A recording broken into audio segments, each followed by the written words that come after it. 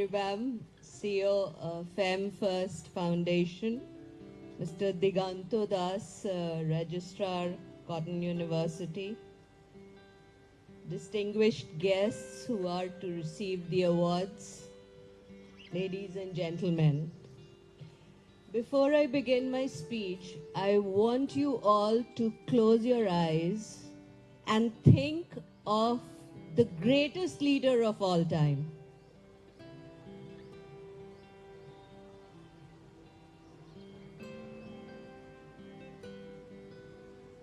Okay, can I have some answers?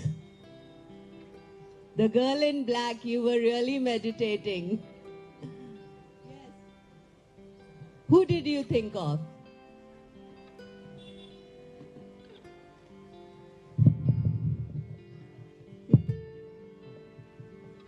Anybody? Okay.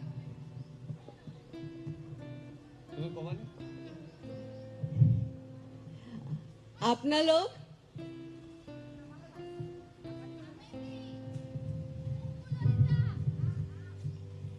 So generally when this test is given, it is generally a man who comes to mind. Generally a man. It is never a woman who comes to mind as a leader. Like when I was given the test, I thought of Mahatma Gandhi. Now again, I want to close your eyes and think of the characteristics of a great leader.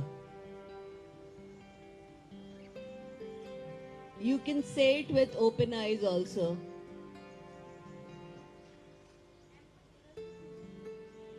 Okay, that's not the answer I wanted. This test too generally saw that people used words like charisma, confidence, courageous, powerful, decisive, and disciplined. Whereas recent studies have shown that enduring qualities of leadership are, as this audience is very, I think, enlightened, empathy, patience, collaboration, communication, and ethics. And this is where I feel I'm not talking in terms of individuals, but this is where I feel that women really, perhaps due to the fact and circumstances of their birth, perhaps score better than men in these parameters. However, these qualities are not considered as good as charisma, confidence, or characteristics which are more power-centered. Despite the fact that women have come a long way and you see many women in leadership position, believe you me, women as a community world over are conditioned to think of themselves not as leaders due to this deep mental conditioning that it is not good to be driven or ambitious, or that only ambitious and driven individuals make good leaders. Like this girl in black, though she thought of a name, she hesitated to say it out. So that is why we need women not only in public service, but in all sphere of life to break the mental barrier that women have to be leaders.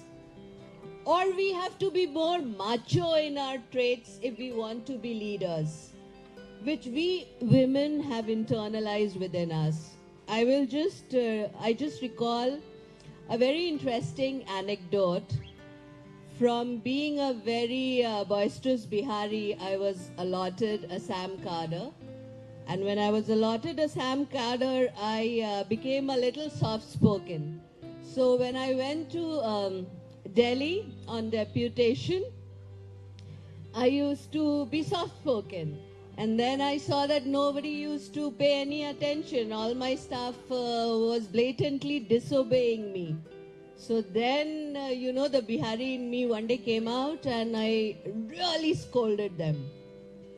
And then my PA came and said, "Ma'am, आज आपने बहुत अच्छा किया, आज मर्दों वाली बात की."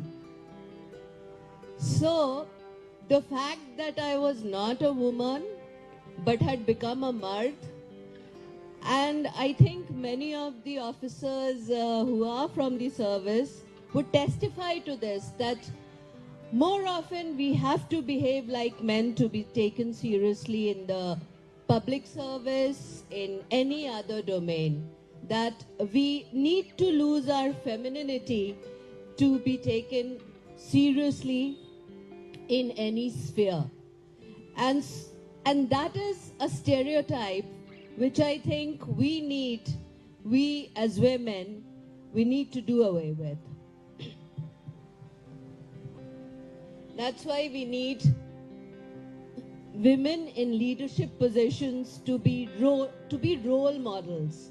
Because I remember when I was young, Madam Kiran Bedi inspired me a lot to join the civil service, because we had heard about she towing away the cars of important leaders, and she was called Crane Bedi. So we need to have leaders to break this mental barrier which women as a community have internalized within themselves. So that is why I think... Hello, my YouTube friend. Excuse me. Women leaders. Talking from personal experience, I myself find that despite being in a relatively gender neutral service and myself being driven and ambitious, with the passage of time, I have always suffered from a working mom's guilt of not having achieved a work-life balance in my career. So we are conditioned to feel guilty about ourselves. That's why we need women as role models. And that's why women who break the glass ceiling through their grit and perseverance serve as role models. Especially if I take the present day Indian examples, Miss Kalpana Chawla, Miss Indira Nooyi, Miss Geeta Gopinath, Miss Mary Kom, Dr. Nirmala Sitharaman come to mind. Women in leadership positions serve as a source of inspiration for the young girls of today, as it makes them believe in the reality of their aspirations. I was pleasantly surprised to see the name of a bureaucrat in the 50 most popular women in India. Her name is Ira Singhal. She's an Agmut Kader IAS officer who has never allowed her disability to come in the way of her dreams.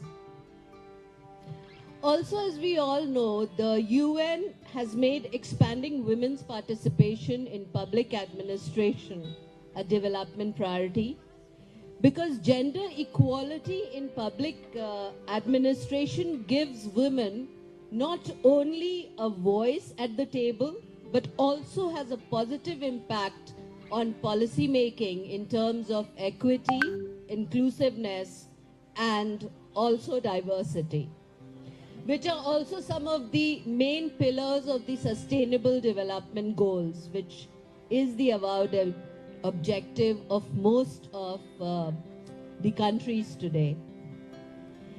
And despite the patriarchal nature of Indian society, I think it is to the credit of our past and present post-independent leaders that there have been many progressive legislation that have helped in furthering the cause of women empowerment.